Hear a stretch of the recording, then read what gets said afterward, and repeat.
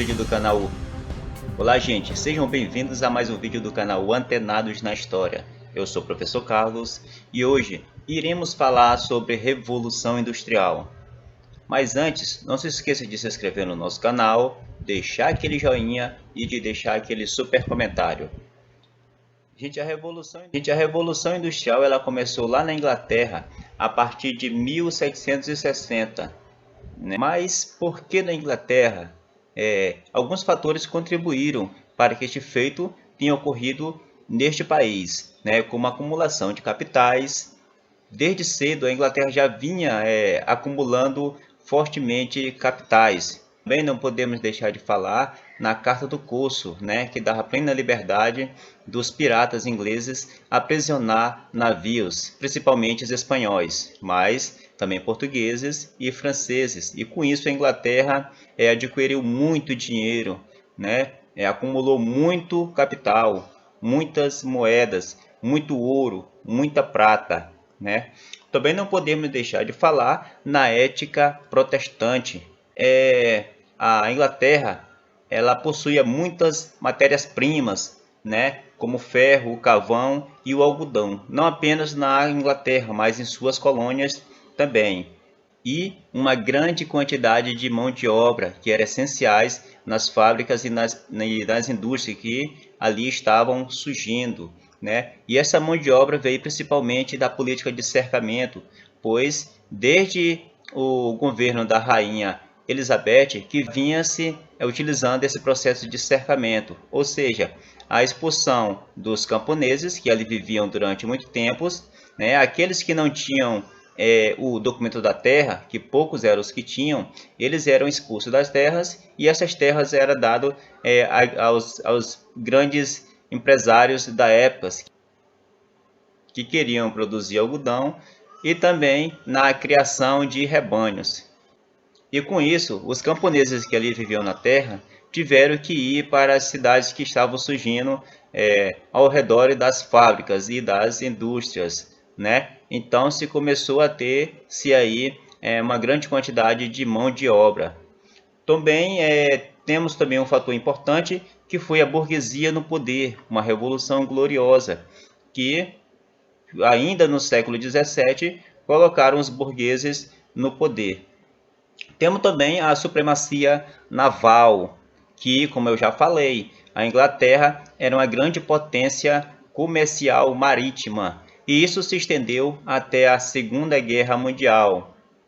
E aí, gente, passamos para as características da Revolução Industrial, que era grande quantidade de matérias-primas, como eu já falei, Essas matérias-primas vinham principalmente das colônias, também existia na Inglaterra, mas vinha principalmente das colônias, como o ferro, o carvão, o algodão. Temos também a energia a vapor, com a criação, ou seja, com o aperfeiçoamento da máquina de James Watt, que aperfeiçoou uma máquina que tirava água das minas e aperfeiçoou essa máquina para que se trabalhasse em teares mecânicos, que foi introduzida e aperfeiçoada por um cara chamado Edmund Cartwright. Não podemos também deixar de falar na formação do proletariado, que é uma característica importante da Revolução Industrial. Mas o que é o proletariado? É a divisão agora, entre o capital e o trabalho. Agora, nós não temos apenas uma economia artesanal, ou seja, o trabalhador não faz todo o processo. Por exemplo, se fazer uma roupa, ele não vai mais fazer todo aquele processo que é fazer ali o barbante e depois tecer, esse barbante para transformar em tecido e depois transformar esse tecido em alguma roupa. Agora, o trabalhador ele faz apenas um processo, Ou ele trabalha na máquina de fiar, ou ele trabalha ali na costura ou em alguma outra forma de trabalho. E temos também ali o trabalho infantil nas fábricas que estavam surgindo.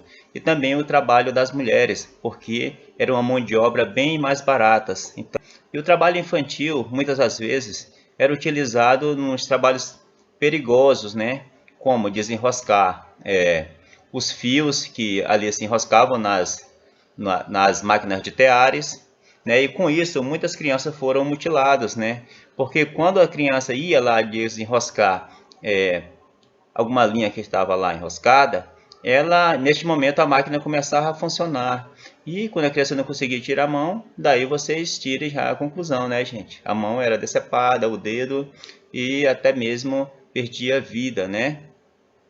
Temos também o trabalho também nas minas de carvão, que era muito utilizada também por crianças. Muito caso de soterramento também foram ocasionados neste período.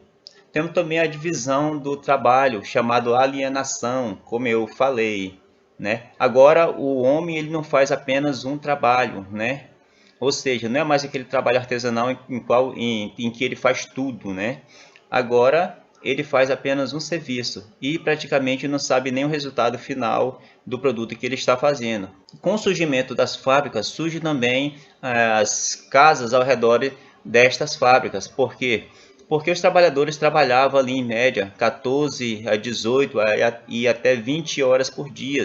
Então não dava muito tempo de ir para sua casa lá um pouquinho distante das fábricas. Então começou a surgir ali as primeiras casas, ou seja, as primeiras vilas em torno das fábricas. E com isso vieram os problemas de urbanização sem planejamento, né? Fazia-se casa em qualquer lugar, não tinha uma infraestrutura, não tinha um saneamento básico. Começou então a ter uma grande proliferação de doenças, né? E os problemas urbanos também, como roubo e assassinatos e prostituição.